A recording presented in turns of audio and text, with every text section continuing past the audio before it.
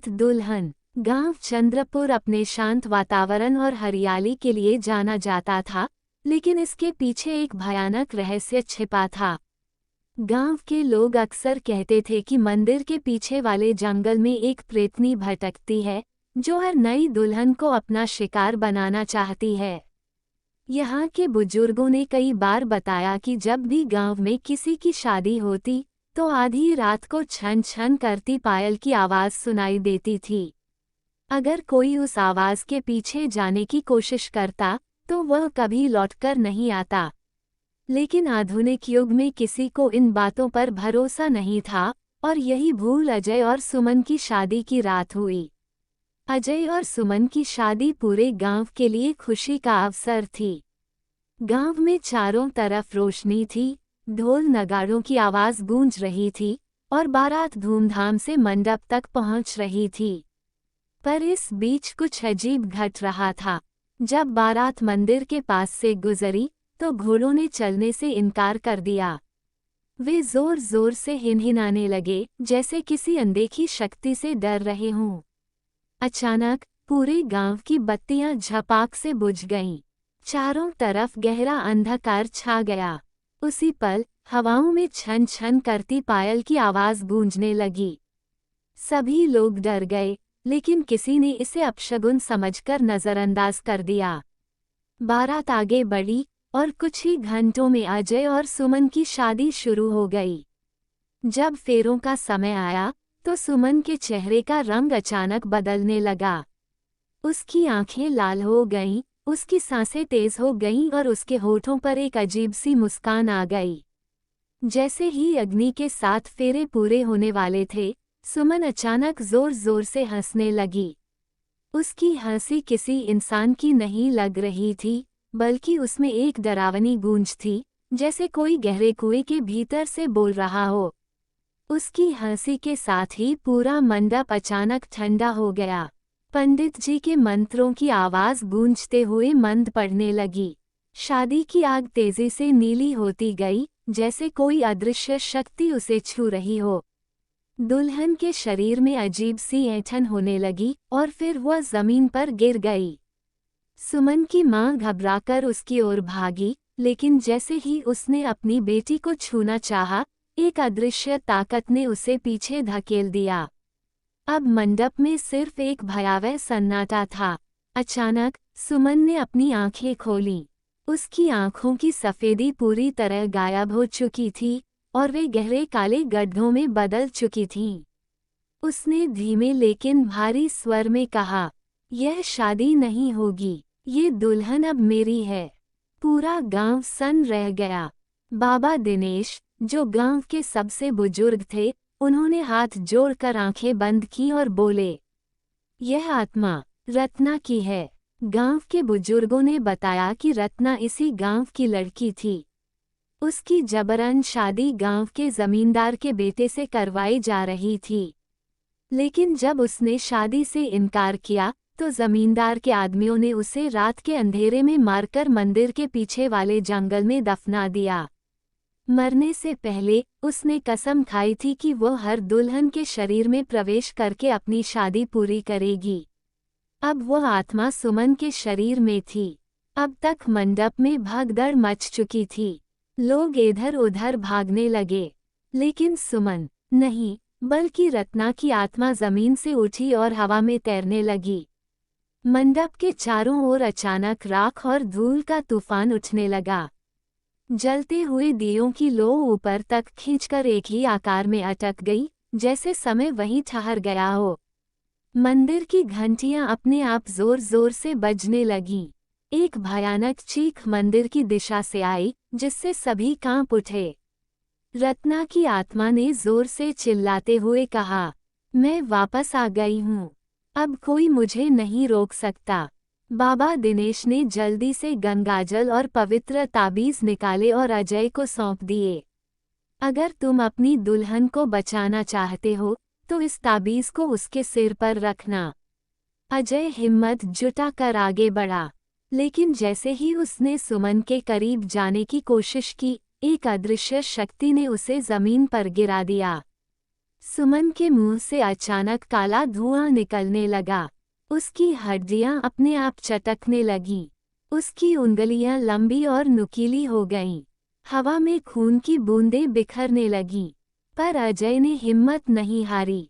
उसने पूरे जोर से ताबीज सुमन के सिर पर रख दिया और जोर से मंत्र पढ़ने लगा। ओम नमः शिवाय, ओम नमः शिवाय। रत्ना की आत्मा जोर से चीखने लगी। नहीं, ये शरीर मेरा है, मैं इसे छोड़ूंगी नहीं। बाबा दिनेश ने गंगाजल छिड़क दिया और तभी एक भयंकर चीख गूंजी। रत्ना की आत्मा सुमन के शरीर से बाहर निकली और चारों ओर धुआं धुआं हो गया। लेकिन आत्मा पूरी तरह मरी नहीं थी। सुमन बेहोश होकर जमीन पर गिर गई। धीरे धीरे उसकी सांसें सामान्य हो गईं। गांव में सबने राहत की सांस ली। पर जब बाबा दिनेश मंदिर के पीछे के जंगल में गए तो उन्होंने देखा मिट्टी में किसी के पैरों के निशान थे। और तभी मंदिर की घंटी अपने आप बज उठी। कहीं कोई अब भी उस प्रेतनी की पायल की आवाज सुन सकता था। छन छन छन। ब्लैक आइसक्रीम, मौत का स्वाद। रवि को नई चीजें ट्राई करने का जुनून था। जब उसने सुना कि शहर के पुराने बाजार में एक रहस्यमयी ब्लैक आइसक्रीम वाली दुकान खुली है तो वो उसे चखने के लिए बेकरार हो गया। उसका दोस्त अमन बोला, यार मत जाना वहाँ। कहते हैं जो लोग वो आइसक्रीम खाते हैं वो कभी पहले जैसे नहीं रहते। रवि हंसा, तू भी ना, बस अफवाहें फैला रहा है। रात के 11 बजे रवि दुकान के बाहर पहुंचा। दुकान अजीब थी, चारों ओर धुंधली रोशनी, काले पर्दे और अंदर से आती हल्की हल्की फुसफुसाने की आवाजें। जैसे ही रवि ने दरवाजा खोला, ठंडी हवा का झोंका उसके चेहरे से टकराया। दुकान के अंदर बूढ़ा आदमी काउंटर पर बैठा था। उसकी झुर्रियों भरी त्वचा इतनी पीली थी कि ऐसा लग रहा था जैसे उसने बरसों से धूप नहीं देखी। उसकी आंखें अजीब थीं, पूरी तरह काली। बिना पलक झपकाए उसने रवि को घूरते हुए पूछा, ब्लैक आइसक्रीम चाहिए? रवि को उसकी आवाज असामान्य लगी, जैसे एक ही समय पर कई लोग बोल रहे हों। लेकिन उसने हंसते हुए सिर हिलाया। बूढ़े ने एक काले रंग की आइसक्रीम उसके सामने रख दी। आइसक्रीम से हल्की हल्की भाप उठ रही थी और उसमें से जलती हुई चीनी जैसी अजीब गंध आ रही थी। रवि ने पहला निवाला लिया। जैसे ही रवि ने आइसक्रीम को मुंह में रखा, एक अजीब सा स्वाद उसके गले से नीचे उतरा। ठंडा, लेकिन साथ ही जलता हुआ। अचानक दुकान की रोशनी धीमी होने लगी। उसकी आंखों के सामने हर चीज धुंधली हो गई। काउंटर के पीछे शीशे में उसे अपनी परछाई दिखी। लेकिन कुछ अजीब था, परछाई उसकी तरह नहीं हिल रही थी। वो अपनी जगह से हिली भी नहीं, पर परछाई मुस्कुरा रही थी। रवि के शरीर में ठंड की लहर दौड़ गई। फिर अचानक दुकान में अंधेरा छा गया। जब रवि को होश आया तो वह अपने कमरे में था। मैं यहाँ कैसे आया? उसने मोबाइल उठाया तो देखा 2 दिन बीत चुके थे, लेकिन उसे कुछ भी याद नहीं था। सबसे अजीब बात, आईने में उसकी आंखें पूरी तरह काली हो चुकी थीं। रवि ने घबराकर अपनी आंखों को मलने की कोशिश की, लेकिन वे वैसी की वैसी ही रहीं। तभी कमरे की लाइट झपकने लगी। दरवाजे के पीछे कोई चल रहा था। छन छन छन। अमन। रवि ने घबराकर आवाज लगाई, लेकिन कोई जवाब नहीं आया। तभी आईने में उसने देखा, बिस्तर के नीचे से एक काली, पतली, हड्डियों जैसी उंगलियां धीरे धीरे बाहर आ रही थीं। रवि का दिल जोर से धड़कने लगा। वह पलटा, लेकिन वहां कुछ नहीं था। फिर अचानक बिस्तर के नीचे से एक सड़ी गली, सफेद आंखों वाली डरावनी शक्ल बाहर निकली और भयानक आवाज में फुसफुसाए, तुमने उसे खा लिया, अब वो तुम्हें खा लेगा। रवि जोर से चिल्लाया और कमरे से बाहर भागा। उसने अमन को फोन किया, भाई कुछ गड़बड़ है, मेरी मदद कर। अमन उसे तुरंत मंदिर ले गया। पुजारी ने जैसे ही रवि को देखा, उनकी आंखें चौड़ी हो गईं। तूने वो शापित आइसक्रीम खाई है? रवि ने कांपते हुए सिर हिलाया। पुजारी बोले, जो भी उसे खाता है उसकी आत्मा बदल जाती है। तू अब असली रवि नहीं है। मतलब? अमन ने पूछा। पुजारी ने समझाया, वो दुकान हर 100 साल में एक बार खुलती है। जो भी वहाँ की ब्लैक आइसक्रीम खाता है उसकी आत्मा किसी और की जगह ले लेती है। और असली आत्मा, उसे हमेशा के लिए अंधेरे में कैद कर दिया जाता है। रवि घबराकर बोला, मुझे कुछ नहीं हुआ, मैं तो ठीक हूँ। लेकिन तभी उसकी आवाज़ भारी और डरावनी हो गई। उसकी त्वचा पर काले निशान उभरने लगे। उसकी परछाई जमीन से उठकर एक अलग ही आकार में बदल गई, एक लंबे, डरावने कंकाल में। अमन चीख पड़ा। पुजारी ने मंत्र पढ़ने शुरू किए और तभी रवि जोर से चिल्लाया। उसकी आंखों से काले आंसू बहने लगे और उसके शरीर से धुआं निकलने लगा। अचानक एक जोरदार धमाका हुआ और रवि का शरीर राख बनकर जमीन पर गिर गया। अमन हाँफते हुए पुजारी की तरफ देखा। क्या ये खत्म हो गया? पुजारी ने कहा, शायद। लेकिन अगले दिन जब अमन घर पहुंचा तो उसके फ्रिज में कुछ रखा हुआ था। एक ब्लैक आइसक्रीम, और उसके पीछे कोई खड़ा था। कोई जिसे वह देख नहीं सकता था, पर उसकी सांसों की आवाज़ साफ सुन सकता था। अमन का दिल जोर जोर से धड़कने लगा। उसके फ्रिज में रखी ब्लैक आइसक्रीम ठंडी हवा छोड़ रही थी और उसके पास एक छोटा सा नोट रखा था। तुम्हारी बारी है। अमन ने घबराकर पीछे देखा, लेकिन वहाँ कोई नहीं था। पर जैसे ही उसने दोबारा फ्रिज की ओर देखा, उसकी पूरी रसोई अंधेरे में डूब गई।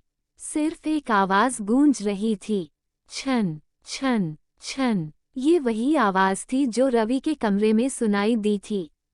अचानक रसोई की लाइट जल बुझने लगी। किचन की दीवार पर काली परछाइयां उभरने लगीं, जैसे कोई उसे घेर रहा हो। अमन ने घबराकर वो ब्लैक आइसक्रीम उठाकर फेंक दी, लेकिन वो हवा में गायब हो गई। फिर उसके पीछे कोई खड़ा था। अमन को ठंडी सांसों का एहसास हुआ। उसकी गर्दन धीरे धीरे जकड़ गई। उसने डर से पीछे मुड़कर देखा। रवि वहां खड़ा था, पर यह रवि नहीं था। उसकी आंखें पूरी तरह काली थीं और उसके होठों पर हल्की, डरावनी मुस्कान थी। भूल गया दोस्त, मैं तो अब अमर हूँ। अमन ने पूरी ताकत लगाकर खुद को छुड़ाया और भागते हुए मंदिर पहुंचा। पुजारी पहले से उसका इंतजार कर रहे थे। तूने आइसक्रीम छू ली, इसका मतलब है कि अब वो तुझ पर काबू पाने की कोशिश करेगा। अमन हौंफते हुए बोला, मुझे बचाइए। पुजारी ने एक तांबे का कटोरा निकाला, जिसमें गंगाजल और भस्म थी। बस एक तरीका बचा है, लेकिन ये आसान नहीं होगा। तभी मंदिर की घंटियां अपने आप तेजी से बजने लगीं। दरवाजा जोर से हिला और एक काली परछाई वहां उभर आई। रवि, या जो भी वो बन चुका था, मंदिर के बाहर खड़ा था। उसकी आंखों से काला धुआं निकल रहा था। तुम मुझे रोक नहीं सकते। पुजारी ने मंत्र पढ़ना शुरू किया और जैसे ही उन्होंने गंगाजल हवा में छिड़का, रवि जोर से चीखने लगा। उसकी त्वचा पिघलने लगी। उसके अंदर से कई और भूतिया आवाजें आने लगीं। हमें छोड़ दो, हमें आज़ाद करो। अचानक रवि की काली आत्मा शरीर से बाहर निकलने लगी। वह चिल्लाया, नहीं, मैं फिर लौटूंगा। और अगले ही पल वह काली परछाई जलकर राख में बदल गई। रवि का शरीर जमीन पर गिर पड़ा, अब एक निर्जीव लाश। अमन ने चैन की सांस ली। उसने पुजारी से पूछा, क्या अब सब ठीक हो गया? पुजारी ने गहरी सांस ली, शायद, लेकिन ये दुकान फिर कभी किसी नए शहर में खुलेगी। अमन घर लौटा, लेकिन उसके मन में अब भी डर बैठा था। कुछ दिन बाद एक खबर आई। शहर से एक और लड़का गायब हो गया था। अमन ने टीवी देखा। उस लड़के को आखिरी बार एक काले रंग की आइसक्रीम खाते देखा गया था। और खबर के आखिरी फ्रेम में एक दुकान का बोर्ड दिखा, ब्लैक आइसक्रीम, मौत का स्वाद। अभी भी कोई इसे खाने को तैयार है। शमशान का श्राप, मौत का आमंत्रण। गहरे अंधेरे में कुछ परछाइयां तैर रही थीं। ठंडी हवा के झोंके, जलती चिताओं की राख और दूर से आती सियारों की आवाज, ये सब मिलकर शमशान को और भी भयावह बना रहे थे। कोई भी इंसान वहां रात में जाने की हिम्मत नहीं करता था। गांव के बुजुर्ग कहते थे कि यहाँ मरने वालों की आत्माएं भटकती हैं, लेकिन कोई उनकी बातों पर यकीन नहीं करता था। हालांकि कुछ लोगों ने दावा किया था कि उन्होंने वहां कुछ अजीब चीजें देखी थीं, अचानक जल उठती चिताएं, हवा में गूंजती अनजान आवाजें और बिना सिर के साए, जो अधजले शवों के पास मंडराते रहते थे।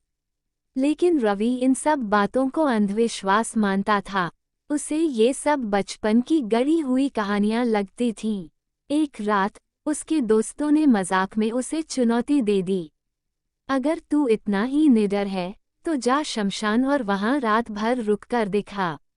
रवि को यह एक मजेदार खेल लगा। उसने बिना सोचे समझे हामी भर दी। रात के ठीक 12 बजे रवि ने एक टॉर्च, मोबाइल और लाठी ली और शमशान की ओर निकल पड़ा। जैसे ही वह गांव से बाहर निकला, हवा अचानक बहुत ठंडी हो गई। रास्ते में दूर तक कुछ नहीं था, सिर्फ झाड़ियां और सूखे पेड़ खड़े थे। हवा में सीली हुई मिट्टी और राख की मिली-जुली गंध थी। शमशान के पास पहुंचते ही उसे हल्की बेचैनी महसूस होने लगी। चारों ओर सन्नाटा था, लेकिन जैसे ही उसने कदम आगे बढ़ाया, उसे महसूस हुआ कि कोई उसके पीछे पीछे चल रहा है। उसने पलटकर देखा, कोई नहीं था, लेकिन फिर भी उसे किसी की मौजूदगी का एहसास हो रहा था। रवि ने इधर-उधर देखा और एक पुरानी टूटी हुई समाधि के पास बैठ गया। तभी भड़ाक, एक बुझी हुई चिता अचानक जल उठी।